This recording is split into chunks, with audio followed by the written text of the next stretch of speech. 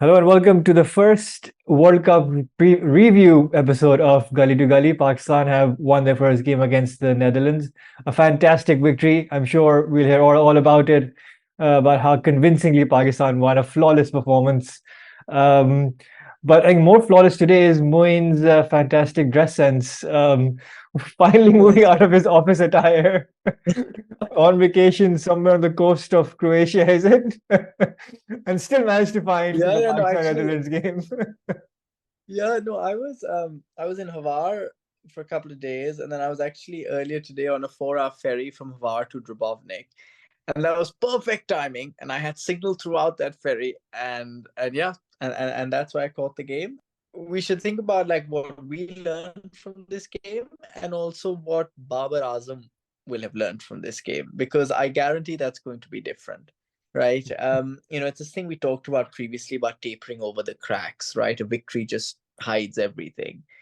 And, I think the first thing that is the most obvious learning, which we knew all along, but somehow the team management didn't, was that Fakhar Zaman is not the answer to Pakistan's problems. And I don't know how many times he needs to show it to you, but he is not the answer. And you don't drop a guy after he scored 50 in his last ODI match. I mean, I don't know what they're thinking. I think it's just a case of it was the Netherlands and they hoped magically Fakhar Zaman is going to come good.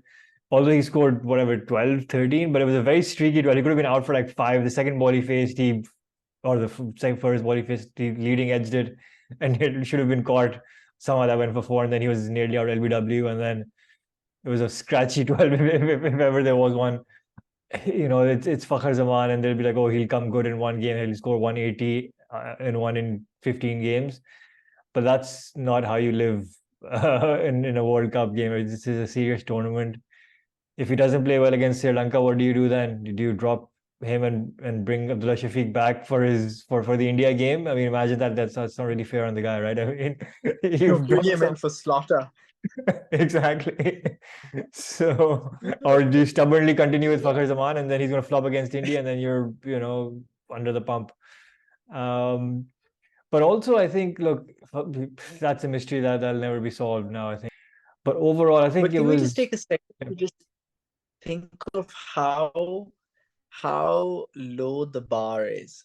Fakhar Zaman got in only because of the three boundaries he hit against Australia's like least interested warm-up bowling effort. That's why Yeah. he's in the team. He hit those three fours. Oh, he could be finding form. I mean, come on. But look, like I said, this is going to be an unsolved mystery, so we just have to crib about it as much as we can, and they're just going to stubbornly continue with him. And then you've got Shadab Khan.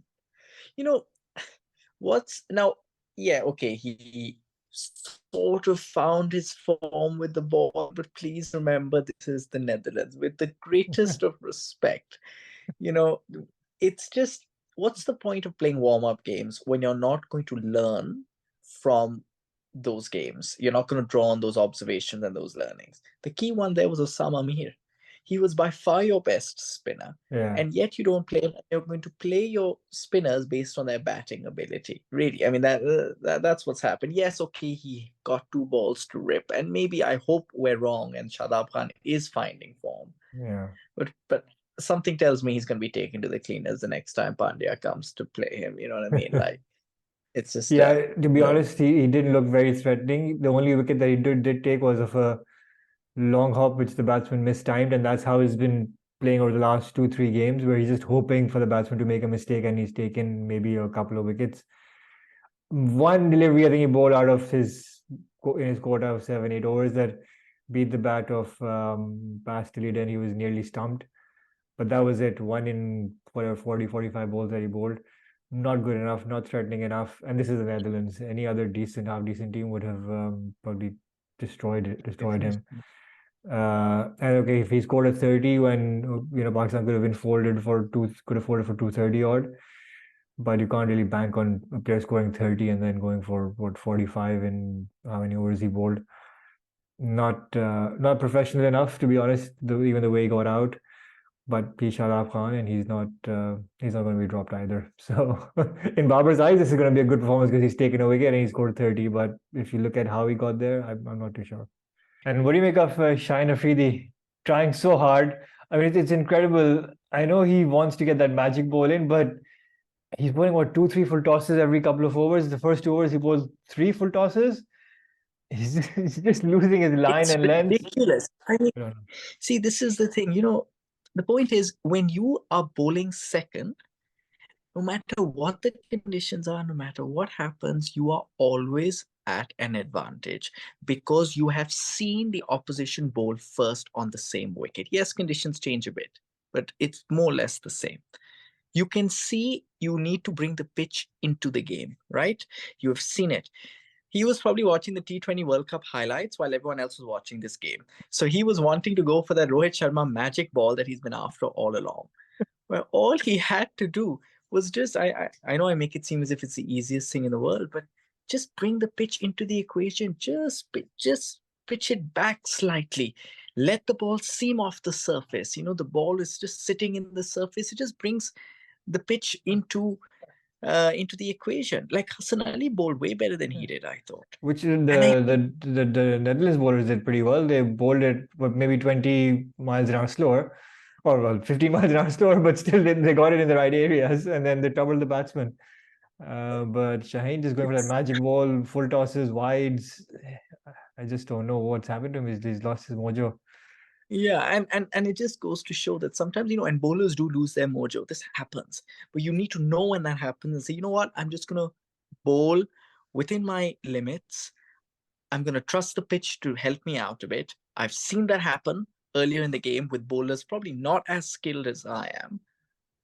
And then something will work out. But it didn't happen. He did get better when he bowled around the wicket, which is actually his weakness. Actually, I feel he doesn't bowl around the wicket as well.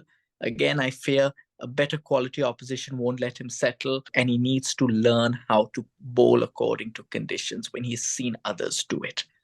Yes, trust your strengths. I believe that, but also adapt your game. A lot of our viewers watching this will probably think we're being too negative here, because a win is a win.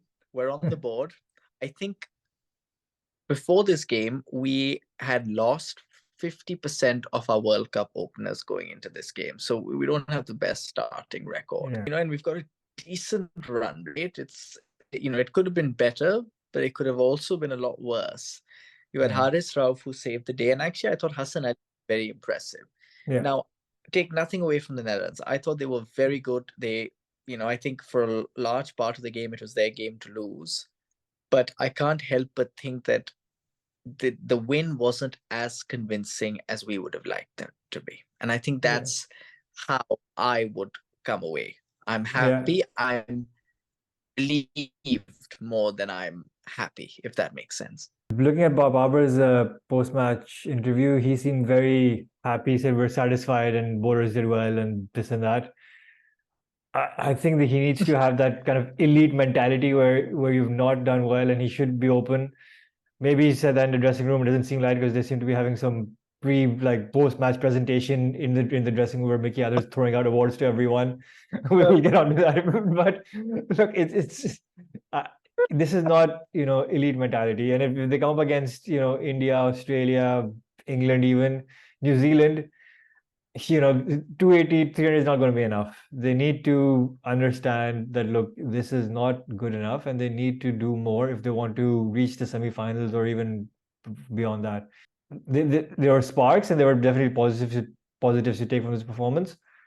But in no way can you rely on this and be like, yeah, this is a phenomenal performance, and we were so good, and we, 80 runs. Look, everyone's going to beat the Netherlands by 80, 100 runs and 1.6 net run rate. I don't think anyone else will be any worse, at least out of the top 4 or 5 teams. So nothing special out of that. If anything, they'll probably win by a bigger margin. And it's sad that now Babar Azam thinks 280 is a winning total. I guarantee the next toss will be like 280, 290. But let's say a few words for the good guys who came through, right? Course. Saud Shakil was very, and I actually think he got bored the way he got out. He just got bored. The one thing I was really impressed by was that reverse sweep 4 he hit. I think a couple of balls actually later he got out, but that was such an un-Pakistani shot because to time that behind square on the offside reverse sweep for four, that is something that Pakistanis just don't do. That's something that an Owen Morgan used to do, or Andy Flower back in the day, or even Joe Root nowadays. That's that kind of a shot, or maybe Surya Kumar Yadav. He probably hits it for six, but I don't remember. Maybe Misbah would have tried it a couple of times, but to pull it off so convincingly. And I have to say, if he was from Lahore, he'd be playing ever since he was, because he's from Karachi, he's starting to make his name at the ripe old age of 28. Sorry, I know I've opened up a bit of a can of worms there, but I can't help but think that he's slightly been mistreated. But anyway, yeah, that was good. I thought Rizwan played well. Yeah. Hassan I Ali, of mean, course, bowled well. Hassan Bulwara, it's just it's good that the top three in a way failed and it gave the others a chance to do it in a Yeah. non-warm-up game, which I think is Yeah. important. Um, True. but if you gave me before this game, if you gave me the choice of the top order firing and Pakistan being at their best or what we saw today, I would have taken the former. Of So course. hope, I hope Yeah. that Pakistan realized that they got a bit lucky Yeah. and they should have got 330. I don't care if the pitch is sticking. I mean, you are supposed to be the second best team in the world, and you're playing against probably the lowest ranked team in the competition. In any case, it is what it is. Next game, Sri Lanka. Would you make any changes to the 11? I would, but Babur will not. I would swap Abdullah Shafiq. I would bring in, I would swap Fakhar Zaman for Shafiq, but that's not going to happen. So we will see how things stand. Maybe even a case for Sama Mir, but I think both the spinners have done sufficiently enough in typical Pakistan fashion. They do just enough to justify their place rather than. But with the wrong suit.